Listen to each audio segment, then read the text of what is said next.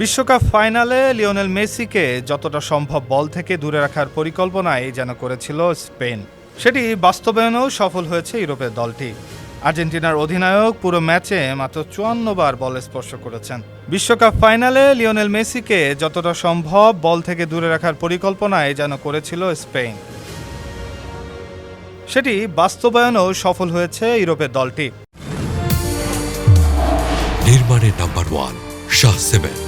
আর্জেন্টিনার অধিনায়ক পুরো ম্যাচে মাত্র ৫৪ বার বল স্পর্শ করেছেন। সবচেয়ে বিস্ময়কর তথ্য, ৯০ মিনিটে একবারও স্পেনের পেনাল্টি বক্সে বল নিয়ে ঢুকতে পারেননি তিনি। স্পেনের বল দখলে রাখার কৌশলই মেসিকে নিষ্প্রভ করে দিয়েছে বলে মনে করছেন সাবেক ইংল্যান্ড ডিফেন্ডার মাইকা রিচার্ডস। বিবিসিকে তিনি বলেন, সবাই জানতে চাইছিল মেসিকে কিভাবে থামানো যায়। এর উত্তর হলো, বল নিজেদের দখলে রাখতে হবে এবং তাকে উল্টো দিকে দৌড়াতে বাধ্য করতে হবে। স্পেন আজ ঠিক সেটাই করেছে। ফাইনালে মেসিকে বারবার মাঠে নেমে এসে বল সংগ্রহ করতে দেখা গেছে। আক্রমণ ভাগে তার স্বাভাবিক প্রভাব দেখা যায়নি। স্পেনের নিয়ন্ত্রিত ফুটবলের কারণে আর্জেন্টিনাও খুব বেশি সময় বলের দখল রাখতে পারেনি।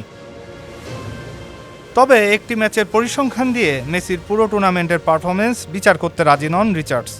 তার মতে বিশ্বকাপ জুড়ে আর্জেন্টাইন অধিনায়ক ছিলেন অন্যতম সেরা ফুটবলার।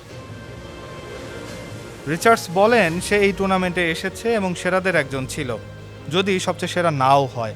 বল ছাড়া তার সীমাবদ্ধতা আমরা জানি, কিন্তু মানুষকে সে যেভাবে অনুপ্রাণিত করতে পারে তা অবিশ্বাস্য। আমরা একজন অসাধারণ ফুটবলারের মহত্বের সাক্ষী হচ্ছি। নিউ ইয়র্কে অনুষ্ঠিত ফাইনালে স্পেন ১-০ গোলে হারিয়ে দ্বিতীয়বারের মতো বিশ্বকাপ শিরোপা অর্জন করেছে।